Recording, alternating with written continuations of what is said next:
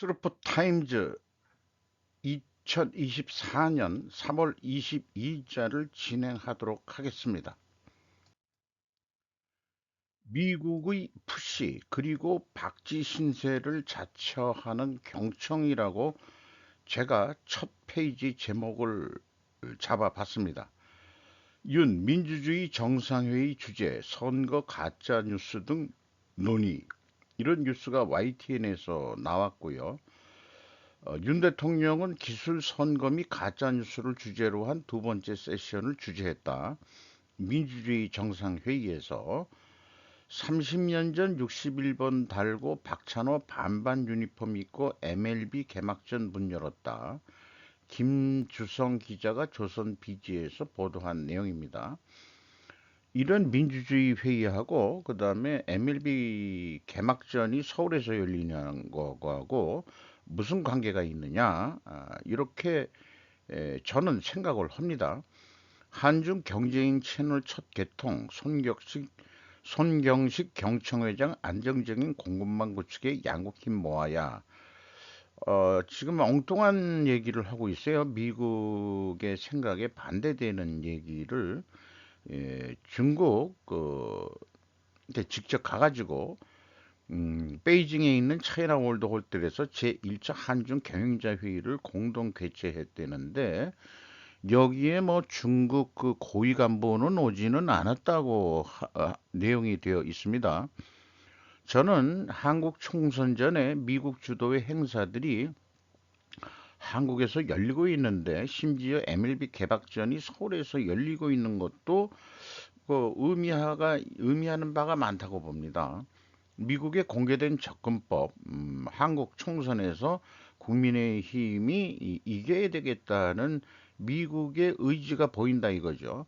중국의 접근법에 차이가 있는 것 같다. 조직이 다르다. 이런 표현을 해봅니다. 보기 드문 출연 계속 주목해달라. 김효선 기자가 조선 비지에서 요게 그 공화당 대선 후보인 도널드 트럼프 전 대통령과 멜라니아 트럼프 여사가 19일 미국 플로리다주 판비치에서 열린 프라이머리에 투표하기 위해 나서고 있다 해가지고, 요것이 멜라니아 여사가 그 언론에 그 노출되는 경우를 극히 자제하고 있는 건데, 이렇게 이제 이렇게 부부가 같이 나서는 거에 대해서 뭐 특별히 기사거리로 취재를 했네요. 이런 뉴스를 보면서 왜 멜라니아는 운동을 하는 것일까? 이런 생각을 해보게 됩니다. 한국의 김건희는 왜 최근 운동 모드에 있는 것일까라고도 비교를 해볼 필요가 있겠죠. 그러면 명품백 하나 가지고 아주 오명을 썼죠.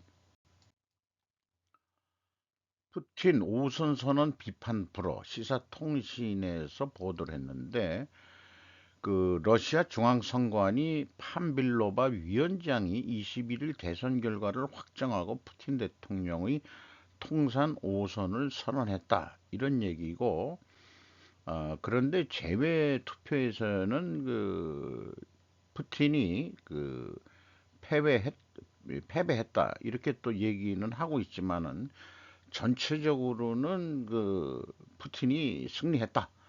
더 이상 뭐 왈가왈부하지 말아라 하고서 그 여자분인 모양이에요. 좀 나이가 드신 분인 것 같은데 되게 뚱뚱한 것 같네. 확정 발표했다, 이런 얘기입니다.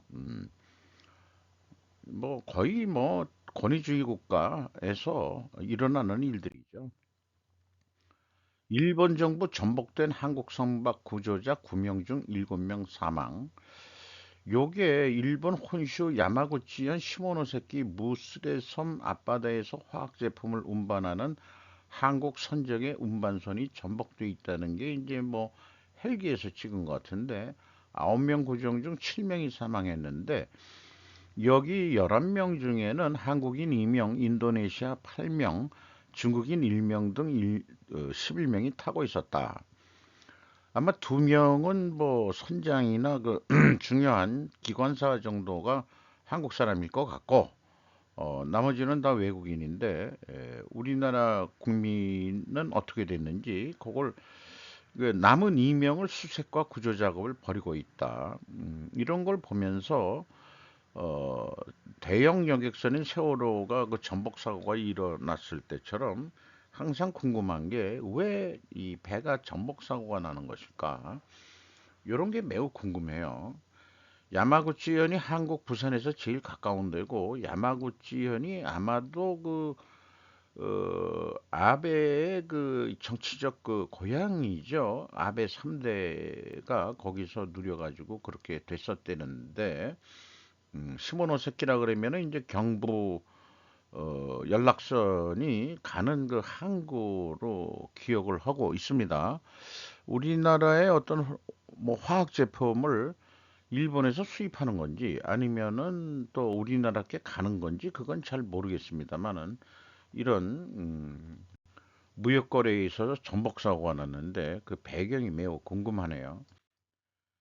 태영건설 그 감사 의견 거절 나왔습니다. 요것은 별도로 태영건설을 별도로 그 분석한 내용을 어, 저기 방송을 별도로 하겠습니다. 분석한 내용을. 이게 회계법인이 바뀔 때 이런 일들이 가끔 종전까지 안진 회계법인인데 삼정 회계법인으로 바뀌면서 어, 기업이 계속될 것 같지 않다.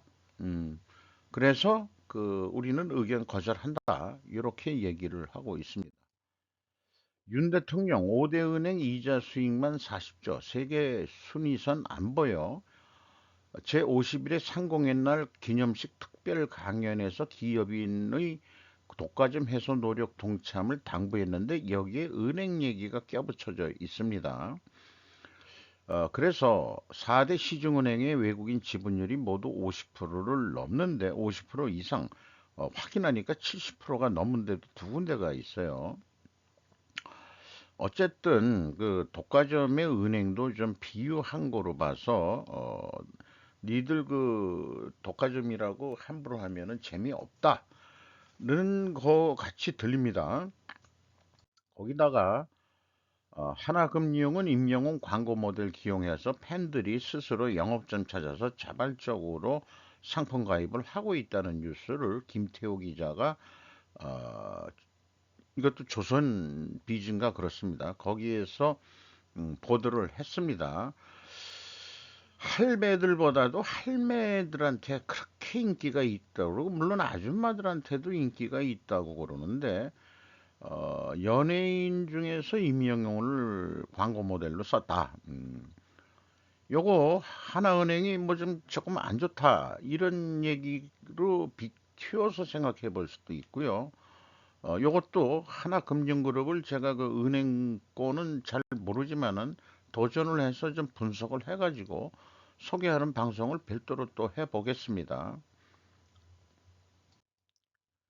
성상엽 인텔리안 테크 대표 M&A 할 수도 될 수도 모두 가능. 워싱턴 DC의 정재용 기자가 거기서 날아가서 또 보도를 했는데 평판형 안테나라는 게 뭐 있는 모양이에요. 올해 매출 1,000억 예상한다. 인공위성 통신 안테나를 만드는 인텔리안 테크. 이게 공시된 기업인데 여기도 궁금해지네요. 한 뭐 20년 정도 된 회사라는데 그 주요 거래처가 유텔셋 원랩이라는 데고 있는데 매출이 너무 그 편향돼 있어가지고 그 매출이 휘둘리는 게 아니냐는 우려도 있는데 어쨌든 뭐 그런 것도 있고 최근 제사 이동 통신사에 도전하는 스테이지 5와 파트너십을 맺고 지분도 투자했다는 것도 소개를 하고 있습니다. 이 회사 사장은 상장사로서 냉철하게 시장에서 퍼포먼스를 나타내고 이익을 내 주주 환원하는 기업이라고 그 자신 있게 얘기를 하고 있습니다. 만약 임직원과 회사가 추구하는 방향과 일치하면서 성장 속도를 높일 수 있다면 모든 가능성은 열려 있다고 본다. 뭐 M&A 할 수도 있고 당할 수도 있고 뭐 이런 얘기를 하는데 워싱턴 DC에서 세계 최대 위성산업 전시회라는 게 열린 모양이에요. 세틀라이트라고 이런 게 있군요. 창립 20주년 기념품을 들고 있다 해서 이런 분이신데 여기도 또 한 번 분석을 안 해본 데인데 또 자꾸 궁금증을 자아내네요. 어떻게 좀 건전하게 잘 하고 있는지. 심야까지 지인들 의견 듣고 전격 발표. 이황 사태 종결 막전 막후라는 제목으로 거창하게 제목을 띄웠는데 박국희 기자가 조선에서 보도를 했습니다. 한동안 다 해결됐다 공개적으로 밝혀 대통령 시민사회 수석의 사의를 수용했다고 그랬는데 황상무 제 친구 이름에도 뒤에서 그 상무자가 들어가는 친구가 있어가지고 너는 뭐 이름 자체가 상무로 진급을 했구나 이렇게 얘기하는데 이것도 한자는 좋을 것 같아요. 상무라는 게 저건 그만둬라 무리를 일으켰으니까 그렇게 했겠죠. 사의 표명을 했다기보다도 그 다음에 이제 이종섭 주 호주 대사가 사실은 국방장관을 좀 했던 거로 기억을 하는데 해병대원 사망 사건으로 민주당이 공수처에 고발을 했는데 자진 귀국하는 것으로 그렇게 이제 어, 그 문제가 야기된 것을 해소하는 거로 이렇게 소개를 했고 한동훈 비대위원장은 뭐 문제 없다. 이렇게 해서 이거 안양에서 어디 지원 유세를 나간 것 같습니다. 심재철? 그다음에 여기는 또 누군지 모르겠습니다만 잃어버린 30년 종막으로 임금 물가 선순환 시도 지속력 일본은행 마이너스 금리 해제 시사통신에서 보도를 했는데 결론적인 얘기를 하면은 금리가 만약 오르더라도 노동 생산성을 향상시켜 일본 경제 전체의 파이를 확대하는 대처가 불가결하다. 쿠마노 히데오 제일생명경제연구소 수석 이코노미스트는 수익 개선이 진행된 기업의 투자를 뒷받침하는 시책도 필요하다고 지적하고 있다. 이런 얘기예요. 지금 임금 수준을 보면은 1990년대 초는 한국이 저 밑바닥이었는데 한국은 뭐 임금 수준보다도 여기에 구매력 평가 지수로 표현을 했는데 일본을 뛰어넘은 상태죠. 요 옅은 파란색이 프랑스, 그 다음에 영국, 그 다음에 독일이 높고, 그 다음에 이제 여기가 어디냐? 미국이죠. 미국이 이만큼. 잠깐 미국이 임금도 높고 잘 나가고 있다 하는 거를 보여주고 있네요.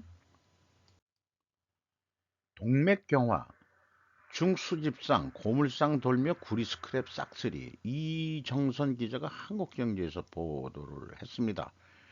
동제조업체 줄폐업 비상, 구리 물량 부족에 공장 못 돌려.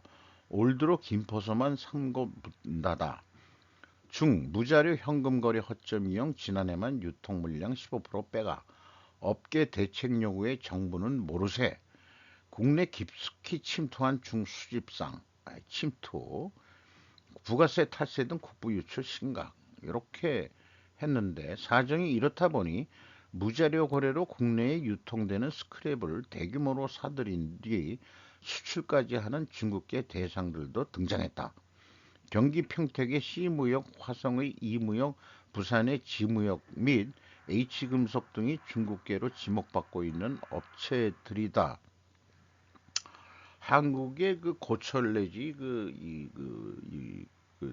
구리 이런 찌꺼기까지 찌꺼기가 아니죠. 그게 아주 돈이 되는 거죠. 그런 것까지 싹쓸이 해가지고 중국으로 보낸다. 이거에 대해서 뭐 대책이 없다. 현금을 주고 사는 무자료 거래는 세금 계산서를 끊을 필요가 없고 판매가의 10%에 이르는 부가세를 내지 않아도 되니까 이런 문제가 있다는 얘기죠. 지난 19일 기준 구리 스크랩 가격은 키로당 18,000원 선이다. 톤 단위로 움직이는 거래량을 따지면 엄청난 세금이 새어나가고 있는 것이다. 이렇게 얘기해가지고 구리 스크랩도 수출을 한다는데 우리나라가 구리를 가지고 다시 그 만들어 가지고 그 이 총알 만드는 데도 써야 되고 그다음에 뭐 여러 산업체에도 많이 들어가야 되고 전자산업에 구리 또 없으면 안 되고 전선 만드는 데도 그렇고 그러는데 대중국 수출이 늘었는데 그 한국 사람이 수출하는 게 아니고 중국 애들이 직접 와가지고 이런 것들은 스파이가 침투해가지고 정보 빼나가는 거하고 거의 비유해도 마찬가지 아닐까 그런 생각을 해봐요. 국부 유출을 시키고 있다 이렇게 보는데 우리나라 사람이 수출한다면 뭐 덜 하겠습니다. 덜 하는데 국내에서는 그거를 왜 수출하겠어요? 비싼 가격에 팔릴 수 있으면 국내 동그 재생업체들 이런 데다가 팔겠지요. 잠깐 중국이 이 자원이 부족하니까 이런 장사까지 한국에 와서 하고 있는 것 같습니다. 거리도 가깝고 그러니까 해상운임도 뭐 상대적으로 일본 등지에서 하는 것보다는 더 적게 들어갔죠.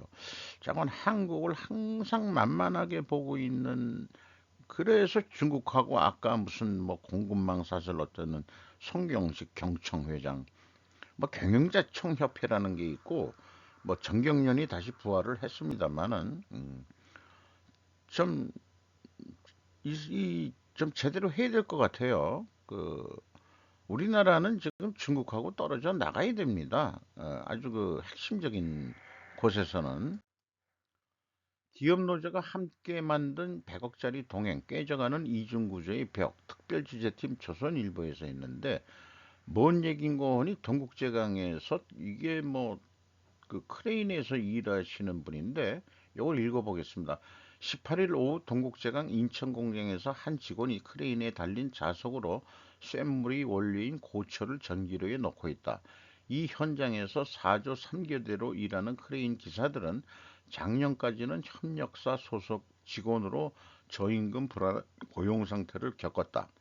하지만 올해 1월 1일부터 동국제강 소속 정기직으로 채용됐다. 협력사 직원이었던 총 889명이 동국제강그룹 로고가 새겨진 근무복을 입게 된 것이다. 김지호 기자가 이렇게 찍어서 그 얘기를 했네요. 이것도 다 고철이죠. 고철 가지고 하는 거죠. 동국제강도. 강우섭 씨가 6년간 동국제강 협력사 두 곳에서 일했는데 적자는 그 사람이 저임금과 복지가 부족한 상태에서 일을 했었는데 이제 평균 연봉이 17% 정도 올랐고 주택자금 대출이나 본인 가족 의료비 지원, 자녀 대학 학자금 지원 등 복지 혜택도 누리게 됐다. 하고서 지금 뭐 공합다 뭐 이런 쪽으로 얘기하고 있고요. 최근 법원이 포스코, 현대제철 등 철강업계 주요 기업의 하청 근로자들이 불법 파견돼 일해왔다는 판결을 잇따라 내렸고 기업의 지시를 직접 받으면서 파견법에 정한 제한 기간인 2년이 넘게 한 만큼 직접 고용해야 한다는 것이다. 법이 뭐 그래서 예. 뭐 이건 좋은 일인 것 같습니다. 뭐 이런 거 가지고 무슨 뭐 인건비가 오르니 뭐 이런 거보다도 동국제강도 한번 또 분석을 해보고 싶은 욕심이 들어가네요. 아모레 LG생건 제쳤다. CJ 올리브영 매출 4조 클럽 눈앞. CJ가 금융감독원 전자공사 시스템에 제출한 사업보고서를 보면은 CJ 올리브영의 매출액은 3조 8,612억 원으로 2022년 2조 7,775억 원 대비 40% 늘어난 것으로 집계됐다.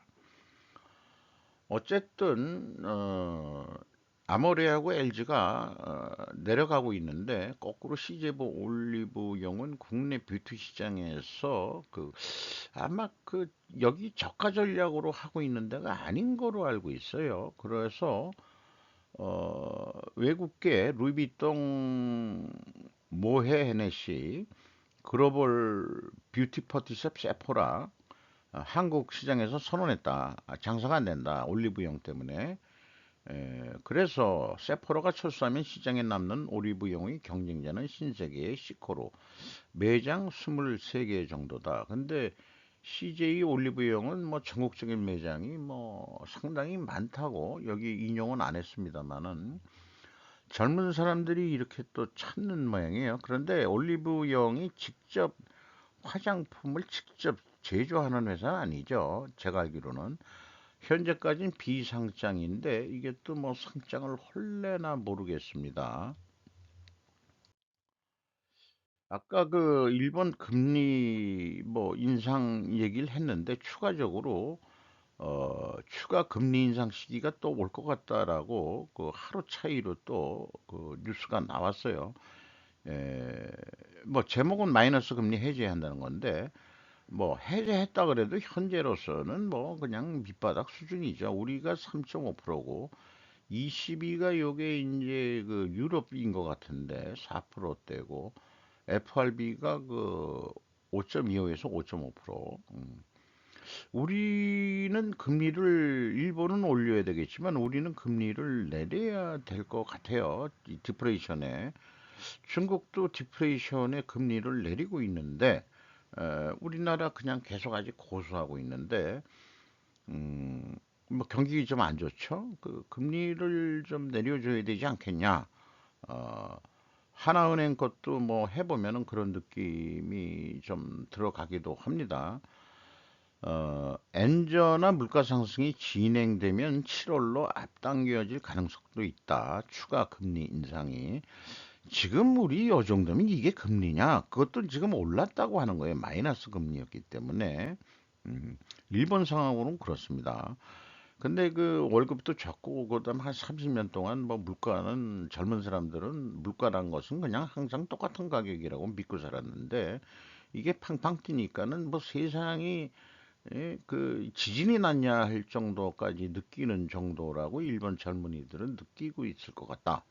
임금도 올려줘야 되는데 임금이 실질 임금 소득이 그만큼 올라갈지 이번 일본 침투에서 뭐 노조에서 요구하는 사항들을 대부분 뭐 만액 수용했다.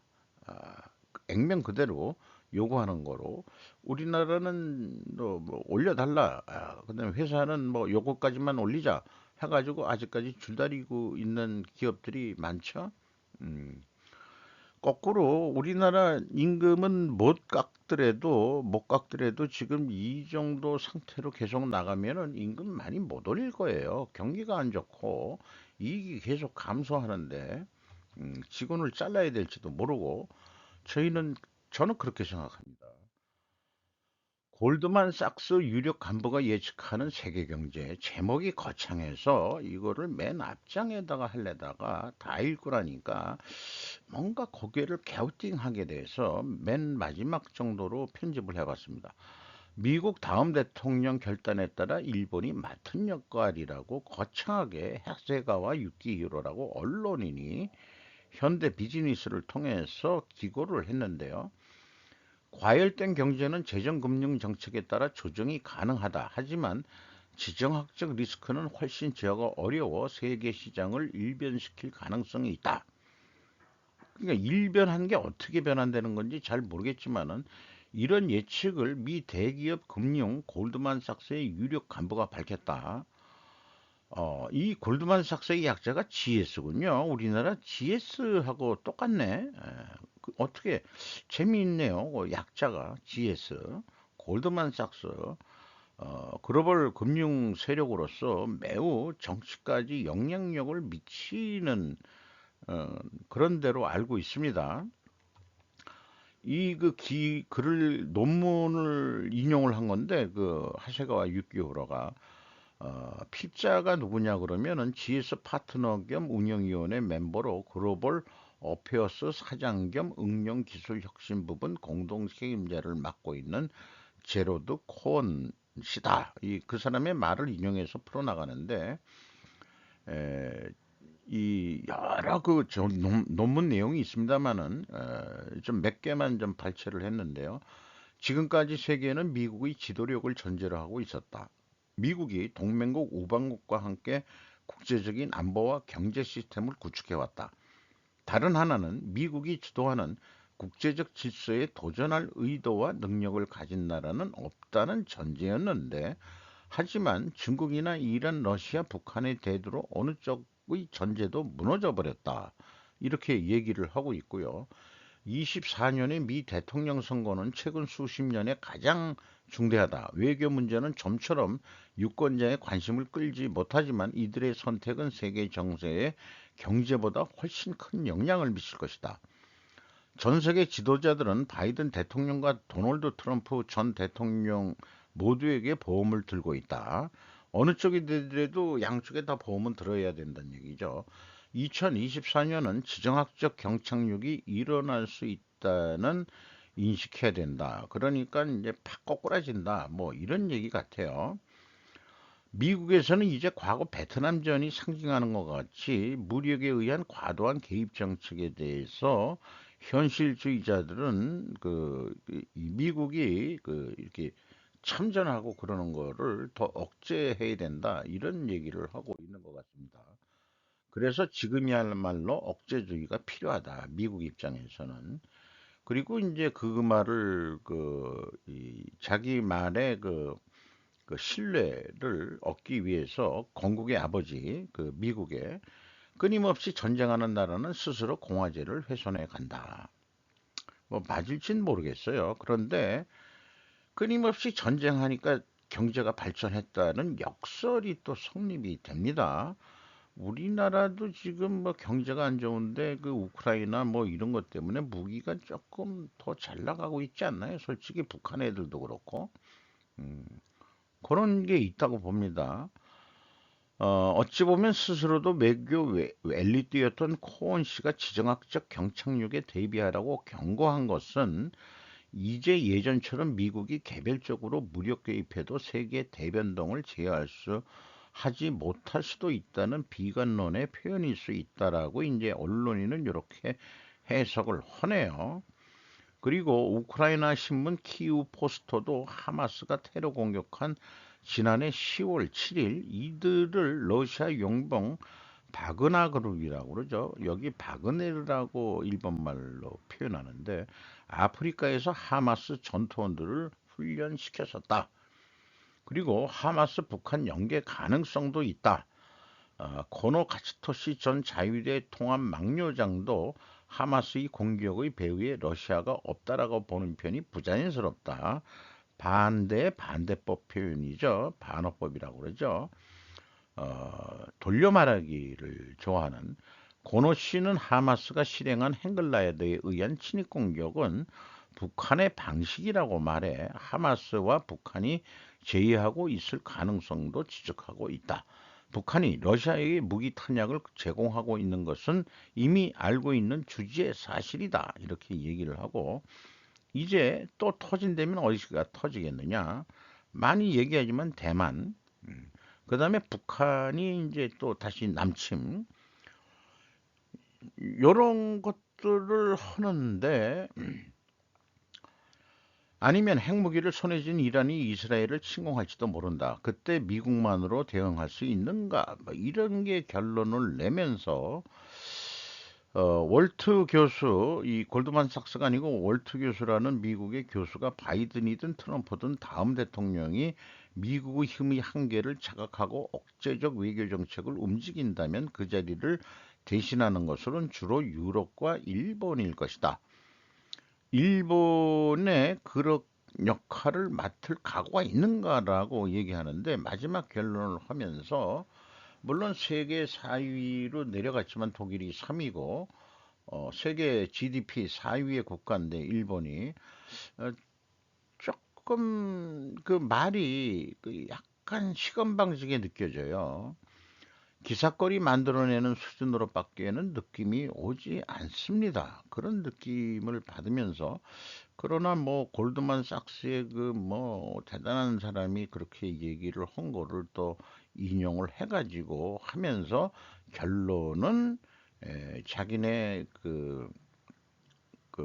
이 엘리트의 얘기와 그 다음에 이제 미국의 어떤 교수들의 말을 인용해가지고 미국이 그 억제적 외교 정책으로 간다면은 세계 질서를 위해서 일본이 뭐 나서야 되지 않겠냐.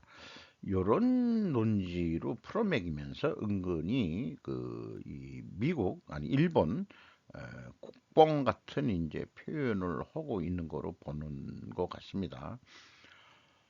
그런 거 말고 한미일 동맹이나 더 강화하자고 그렇게 좀 하고 한국이 이런 일본 언론인들의 얘기를 들으면 한국이 지금 디플레이션인데 좀 한국이 더 좀 발전해야 되지 않겠냐 이런 생각이 있으니까 그 참 우리나라가 그 통일이라는 게 통일이 되면서 좀 힘들지 모르지만 경제 발전이 분명히 이루어서 더 부국이 될 수 있다고 저는 어, 믿어 마- 믿어 의심치 않습니다. 그것은 이제 남한에 의한 통일이어야 되는 거죠.